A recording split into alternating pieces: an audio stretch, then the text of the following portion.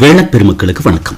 வேளாண் பெருமக்களே, இன்றைய வேளாண் நேரலை நிகழ்ச்சியில் தேனில் மதிப்பு கூட்டலும் அதற்கேற்ற நுணுக்கங்களும் குறித்து பல்வேறு தகவல்களை தெரிந்து கொள்ள இருக்கிறோம். தேனை உருவாக்கும் தேனீக்களை கையாள்வது சுலபமான காரியமா? தேனி பெட்டி வைப்பதற்கான இடத்தேர்வு, செயற்கை உணவும் கூட சில வேளைகளில் கொடுக்க வேண்டி வரும் என்கிறார்களே, அதற்கான வழிவகை என்ன? குறிப்பிட்ட சில தேனை இது முருங்கைப்பூ தேன், இது நாவல் தேன், இது சந்தனமரத் தேன், இது ரப்பர் தேன் என்கிறார்களே, அதை எப்படி கண்டறிவது? தேனிலும் கூட நிறைய மதிப்பு கூட்டு பொருட்கள் உருவாக்கலாம் என்கிறார்களே, அப்படி என்னென்ன பொருட்கள் சாத்தியம்? மதிப்பு கூட்டல் கடினமான பணியா? தேனை எந்த முறையில் பாதுகாப்பதன் வழி நீண்ட நாட்களுக்கு பயன்படுத்த முடியும்? இப்படியான பல்வேறு விதமான சந்தேகங்களுக்கும் பதில் தருவதற்காக தேனி வளர்ப்பில் பல்லாண்டுகால அனுபவம் உள்ள ஐரேனிபுரம் மரியதாஸ் அவர்கள் தற்போது நமது நிலையத்தில் எனக்கு முன்பாக ஆர்வமுடன் காத்துக் கொண்டிருக்கிறார். இப்போது அவரிடம் பேசுவோம். ஐயா வணக்கம். வணக்கம். தேனீக்கள் வளர்ப்பு, தேன் உற்பத்தி உங்களை பொறுத்தளவில் எத்தனை வருஷத்து அனுபவம்? ஒரு 45 வருஷம் அனுபவம் இருக்கு. அரசில் நான் 1988 முதல் 2016 வரை வேலை பார்த்தேன். அப்போதும் தேனி பண்ணையில் தான் வேலை பார்த்தேன், அரசு தேனி பண்ணையில். ஒன்றும் இல்லை, அதனால் அதுக்கு முன்னாடியே சின்ன சம்பளத்துக்கு நான் ஸ்கூலில் படிக்க டைமில் இதை பற்றி முன் அனுபவங்கள் எல்லாம் நிறைய உண்டு. தேனி வளர்ப்புக்கேற்ற சூழ்நிலைகள் அப்படின்னு சிலதை அறுதியிட்டு சொல்கிறாங்களே, அது எப்படி ஆகும்? ஆமாம் சார், அதுக்கு ஒரு நல்ல கேள்வி தான். தேனி வளர்க்கணும், நம்ம வீடு வைக்கிறதுக்கு எல்லாம் இது அஸ்ட்ராலஜி எல்லாம் பார்க்குற மாதிரி அந்த தேனீக்களுக்கு ஏற்ற சூழ்நிலைகள் ஏற்றவாறு இருக்கணும், தண்ணி வசதி இருக்கணும், அது மாதிரி மரஞ்செடி கொடிகள் எல்லாம் இருக்கணும், அது மாதிரி எல்லாத்துக்குமே பூக்கள் எல்லாம் இருக்கிற இடம் பார்த்து தான் வைக்கணும். சூரிய வெளிச்சம் இருக்கணும், ஆனால் மின் விளக்கு வெளிச்சம் இருக்கக்கூடாது. காரணம், நேரம் முடிஞ்சு ஈக்கள் வந்து அந்த மின் விளக்கில் கொண்டு இடித்து செத்துவோம். அதனால் சூரிய வெளிச்சம் உள்ள இடத்துல இருக்கணும், அதிக சத்தம் வரக்கூடாது, பெரிய கம்பெனிகள் இருக்கிற இடத்துல வரக்கூடாது. ஏன்னா அமைதியை விரும்பக்கூடியது. ஆமாம், அமைதியாக இருக்கணும். ஏன்னா நம்ம வீட்டில் உள்ள பிள்ளைங்கள மாதிரி தான், 3 மாதம் ஆன பிள்ளைக்கு வயசு தான் அதுக்கும். சரிங்க சார், தேனீக்கள் அப்படிங்கும்போது அதில் நிறைய வகைகளை சொல்கிறாங்களே. ஆமாம் சார், ஈக்கள் வந்து 4 வகையான தேனி குடும்பங்கள் இருக்குது. மலைத்தேனி, கொம்பு தேனி, அடுக்கு தேனி, கொசு தேனி. மலைத்தேனி வந்து நல்ல உயரமான இடம், அப்படின்னா ஒரு 50 அடி உயரத்துக்கு மேலே பெரிய பெரிய பாறை சாய்வுகள், சில கோயில்கள், சில ராஜாக்களுடைய அரண்மனைகள் பழைய காலத்தில் அங்கெல்லாம் இருக்குது. ஏன்னா மனுஷன் அது வந்து கொடூரமானது. அது ஆங்கிலத்தில் சொல்லுவாங்க ராக் ஜெயண்ட்னு சொல்லுவாங்க, அப்படி சொல்லுவாங்க. அது கொடூரமானது. ராக்குன்னா பாறை, ஜெயண்ட்னா அரக்கன், கொடூரத்தன்மை உள்ளது, அந்த கொட்டை நம்மளால் தாங்கி கொள்ள முடியாது அப்படின்னு அதை தேனி விவசாயிகள் வந்து பெட்டியில் பிடிச்சி வச்சு வளர்க்க முடியாது. 2வது வந்து அடுக்கு தேனி, இதை வந்து வீடுகளை பிடிச்சி வளர்க்கலாம். இதை கண்டுபிடிச்ச ஒரு 1883 ஃபாதர் நியூட்டன் என்பவர் தான் கண்டுபிடிச்சார். சில தேனீக்கள் வந்து கொட்டுங்கிறாங்க, சில தேனீக்கள் கொட்டாது கடிக்குங்கிறாங்களே. ஆமாம் சார், மேலே சொன்ன அடுக்கு தேனி, மலைத்தேனி, கொம்பு தேனி இதெல்லாம் கொட்டம், அதுக்கு கொடுக்கு இருக்கு.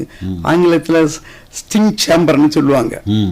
ஆனால் கொசு தேனிக்கு கொடுக்கு கிடையாது.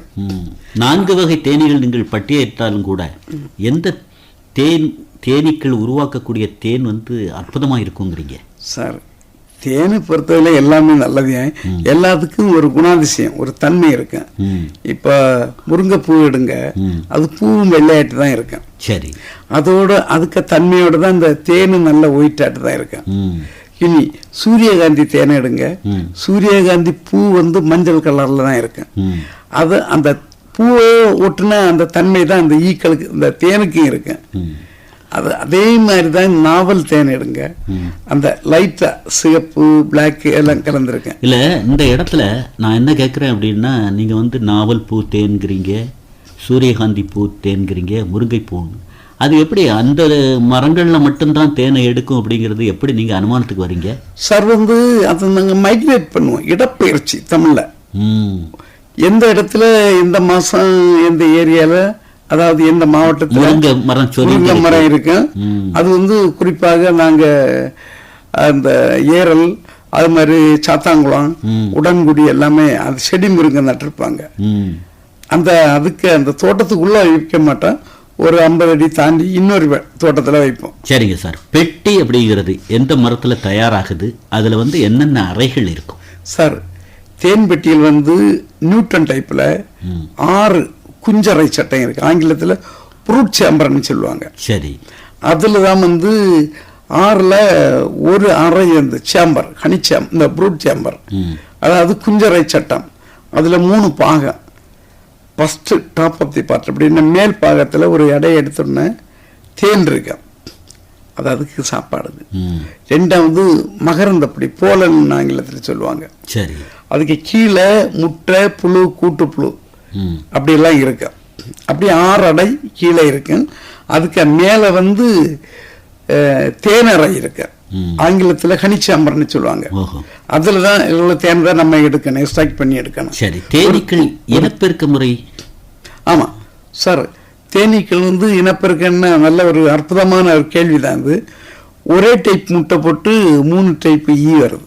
என்ன சொல்றீங்க சார்? ஆமாம் சார், ஆண்டவருக்கு படைப்பு அப்படி. அப்படின்னு சொன்னால் முட்டை வந்து 3-4 ஒரு நூல் வடிவில் ஒன்று மாதிரி இருக்கு, ஒன்று போட்ட மாதிரி இருக்கு. அது வந்து அனுபவபூர்வமாக தெரிஞ்சுக்கிடுவாங்க. பெட்டியை பார்த்தோன்னா தெரியும். இன்ஸ்பெக்ஷன் ஆஃப் பீ காலனி, தேனி பெட்டியை பரிசோதனை செய்யும் போதுமே நமக்கு தெரியும். அதில் வந்து ஒன்று இருக்கு. அது 3 நாள் அப்படி இருக்கும். 4ஆவது நாள் அது யூசேப் ஆகும். சரி.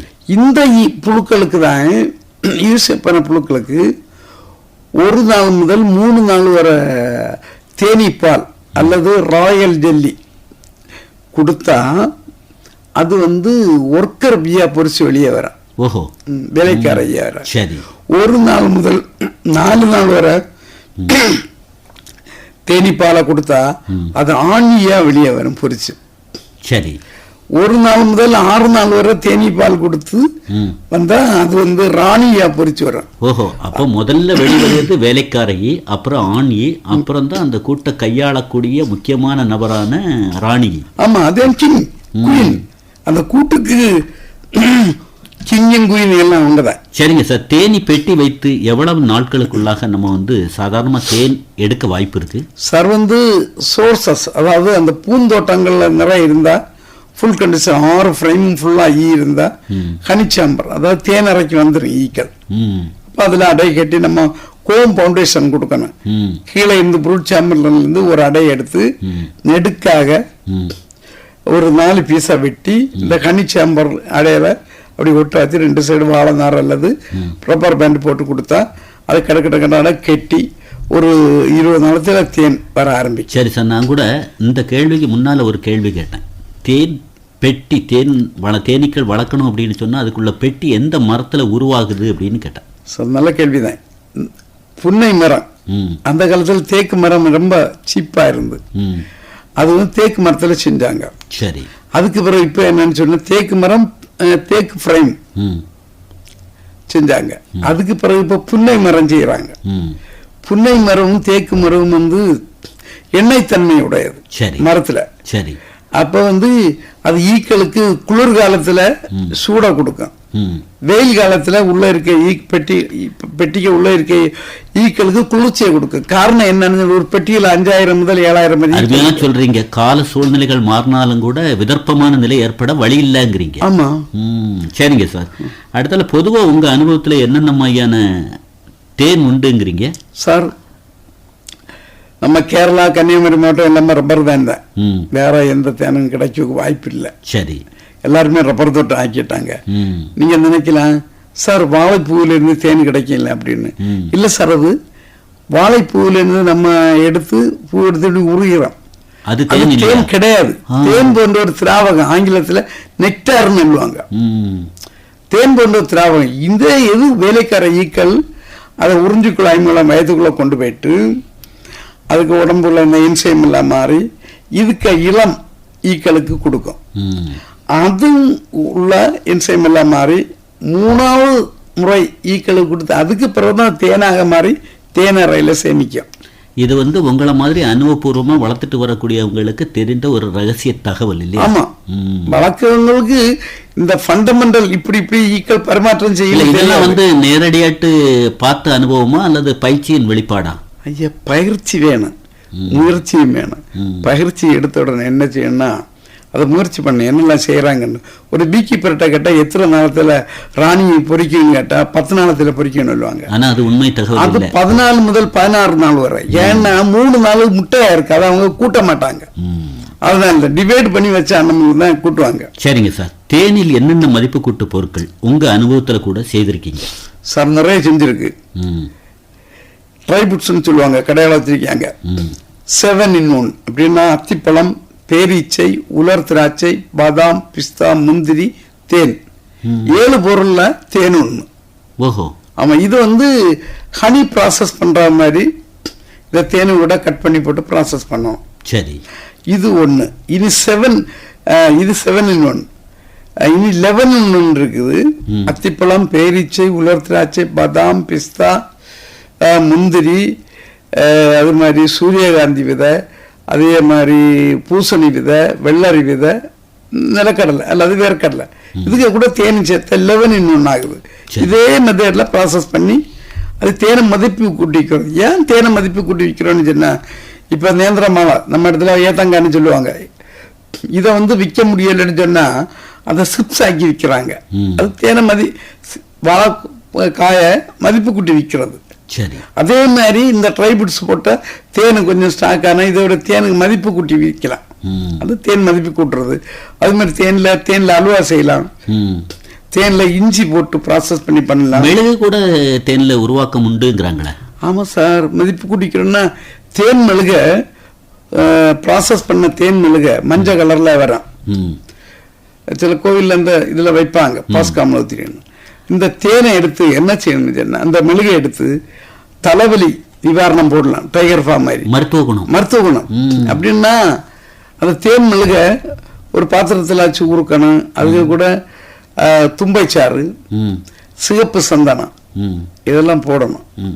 போட்டு அது மாதிரி இது தும்பைச்சாறு, சிகப்பு சந்தனம், தேன், இந்த மெழுகு இதெல்லாம் போட்டு ப்ராசஸ் பண்ணி வச்சா குழம்பு மாதிரி டைகர் ஃபார்ம் மாதிரி இருக்கு. அது இந்த ஒற்றை தலைவலிக்கு. சரிங்க சார், இந்த மாதிரியான ஒரு நிலை இருந்தாலும் கூட தேன் அப்படின்னு எடுக்கும்போது சாதா ஒரு பொருளை எடுத்தோம்னா அதுல இத்தனை சதவீதம் என்னென்ன சத்துக்கள் இருக்கு அப்படின்னு ஒரு பட்டியல் இடுவாங்க. ஆமா, அந்த அடிப்படையில தேன்ல வந்து என்னென்ன சத்துக்கள் எந்த அளவுல இருக்கு அது தெரியுமா உங்களுக்கு? தெரியுமா சார், சொல்லுங்க. இது வந்து தண்ணீர் வந்து 20% இருக்கு. ஒண்ணு நீங்க கேட்கல, தேன் தண்ணி கலந்த தேனான்னு. தேன்ல தண்ணி இல்லைன்னா அது வந்து தண்ணி இல்லைன்னு சொன்னா திடப்பொருள் ஆயிரும். திரவமாகணுமா? தேனை வந்து இந்த கட்டியா இருந்த ஈக்களுக்கு உறிஞ்சு வாய வச்சு உரிய முடியாது.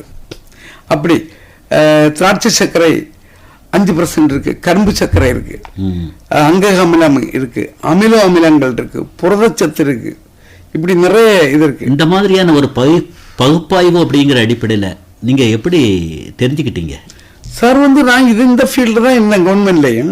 இல்லை இருந்தாலும் கூட உங்களுக்கும் அதை சொல்லி தருகிற மாதிரி ஒரு பயிற்சி இருந்ததா என்னென்ன இது அப்படின்னு?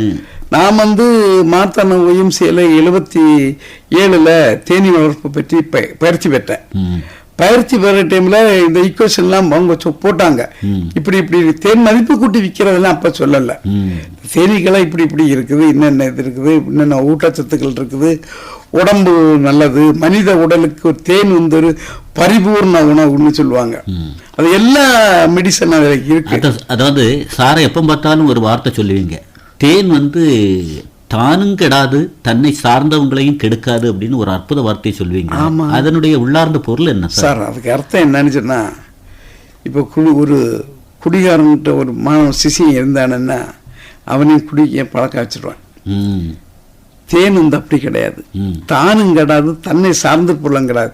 இந்த தேன்ல தண்ணி அம்சம் இல்லாம ட்ரை ஃபுட் சைட்ல ஊறப்பட்ட கெட்டே போகாது. புரியுதா? நல்ல ஒரு மெடிசன் மனித உடலுக்கு.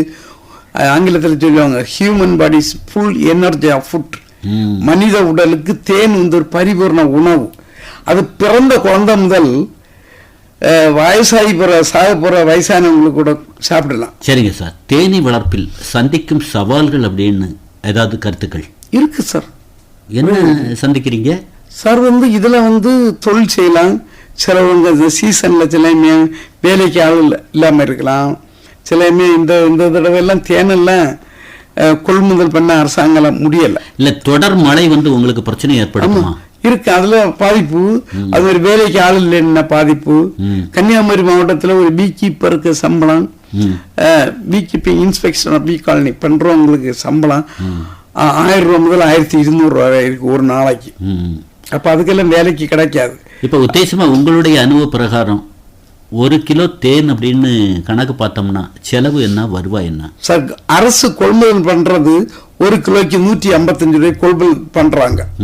ராகினி, அதாவது பதப்படுத்தாத தேன். ஆனா ஒரு பெட்டி சராசரி நல்ல சீசனா இருந்தா ஒரு 15 முதல் 20 கிலோ தேன் கிடைக்கும் ஒரு பெட்டியில. அது சரி. அப்போ ஒரு 1000 பெட்டி இருந்த எவ்வளவு இத்தனை டன் தேன் வருது. ஆனா அதுக்கேற்ற வேலைக்கு ஆளும் வேணும். இனி அன்சீசன்ல, அதாவது சீசனே இல்லாத நேரத்துல ஈக்களுக்கு செயற்கை உணவு கொடுக்கணும். அது கொஞ்சம் பிரளயமான காரியமா, இது கஷ்டம்தான். அப்படின்னா வாரத்துக்கு ஒருக்க அதுக்கு செயற்கை உணவு கொடுக்கணும். சரி சார், செயற்கை உணவு அப்படிங்கிற நிலை இருந்தாலும் கூட இப்ப நம்ம நிகழ்ச்சியை லட்சக்கணக்கான மக்கள் கேட்டிருப்பாங்க. ஆமா, நிறைவான கருத்தா நல்ல தேன் அப்படிங்கிறத கண்டுபிடிக்கக்கூடிய வழிமுறையை சொல்லுங்க சார். 2 டைப்ல இருக்கு. இப்ப பழைய காலத்துல ஆட்கள் சொல்லுவாங்க, அத கையில தேனுக்குள்ள கையை போட்டு தீய கொளுத்துனா எரியும் நெல்லுவாங்க. நான் அந்த எக்ஸ்பீரியன்ஸ்ல எல்லாம் இல்லை. நான் என்ன செய்திருக்கேன்னா, நான் படிச்சதுனால இதை பற்றி படிச்சேன். இயற்கையா உள்ள முறையை மட்டும் இயற்கை முறை சொல்லி தரேன். ஒரு கண்ணாடி டம்ளர் இருக்கணும், அதுல ஒரு 1/2 கப் தண்ணி விடணும், அதுல தேனை சொட்டு சொட்டா விடணும். அப்ப ஒரிஜினல் தேனை கீழே சுருண்டு உருண்டு நிக்கும். டூப்ளிகேட்னா சர்வத்த மாதிரி கரைஞ்சு போயிரு. இனி செயற்கை முறை என்ன, ரசாயன முறையில 10 மில்லி தேனுக்கு கூட 10 மில்லி ஈதர் என்ற ரசாயன கலவையை போட்டு ஒரு சைனா டிஷ் எடுக்கணும். அதுக்குள்ள போட்டு இந்த டை பண்ணணும், கலக்கணும். கலக்கிட்டு அதை ஒரு 5 நிமிஷம் கழிஞ்சு இன்னொரு சைனா டிஷ்ல வடிகட்டணும். வடிகட்டி முடிஞ்ச உடனே இந்த தேனை பார்க்கணும், இப்படி கீழே உறைஞ்சிருக்கு, ஊழ் பொண்ணுக்கு சீடை மாதிரி இருக்கும். அதுல பார்த்தாலே தெரியும். முகர்ந்து பார்த்தா தேனுக்கு வாசனை அடிச்சேன். அதுக்கு கூட 1 செகண்ட், அதுக்கு கூட 3 முதல் 5 ml ஹைட்ரோகுளோரிக் அமிலத்தையும் அதுக்கு கூட விட்டு ரிசோசன் உப்பு மாதிரி இருக்கு, அது 0.1 கிராம் நடைமுறையை கையாளணும். இன்னும் கூட நம்ம நிறைய விஷயங்களை பேசலாம். இருந்தாலும் கூட நிகழ்ச்சி கேட்கக்கூடியவங்களுக்கு தேன் சம்பந்தமாட்டு மதிப்பு கூட்ட சம்பந்தமா சந்தேகம் எழுது அப்படின்னு சொன்னா உங்களை தொடர்பு கொள்வதற்காக உங்க அலைபேசி ஒண்ணு சொல்லுங்க சார். என்னுடைய அலைபேசி எண் 9486 85 94 86 85 65 40. நான் கூட ஒருக்க சொல்லலாம் அப்படின்னு நினைக்கிறேன். 9486 856540. இந்த அலைபேசி வாயிலா தொடர்பு கொள்ளும் போது தேன் சம்பந்தமான, தேனி வளர்ப்பு சம்பந்தமான, மதிப்பு கூட்ட சம்பந்தமான, மதிப்பாய் வாழ்ற மாதிரி அவங்களுக்கு ஆலோசனை சொல்லப்படுமா? எப்படி? தாராளம் சொல்லிவிடலாம். இப்போ ஒரு 10 நாளுக்கு முன்னாடி விட மகளிர் திட்டங்களை பயிற்சி கொடுத்து இதுவரை தேனில் மதிப்பு கூட்டலும் அதற்கேற்ற நுணுக்கங்களும் குறித்து பல்வேறு தகவல்களை திறந்த புத்தகமா வெளிப்படுத்தியிருக்கீங்க. உங்களுக்கு குமரி பண்பலை சார்பாக மனமார்ந்த நன்றி. எனக்கு இந்த வாய்ப்பை தந்த குமரி பண்பலைக்கும் அங்க பணிபுரிகிற அனைவருக்கும் என்னுடைய நன்றியையும் வாழ்த்துக்களையும் தெரிவித்துக் கொள்கிறேன். இதுவரை தேனில் மதிப்பு கூட்டலும் அதற்கேற்ற தொழில்நுட்பங்களும் வேளாண் நேரலை கேட்டீர்கள். நேரலையில் பங்கேற்றவர் ஐரேனிபுரம் மரியதாஸ் அவர்கள். உடன் உரையாடியவர் தேரூர் சிவசுப்பிரமணிய பிள்ளை.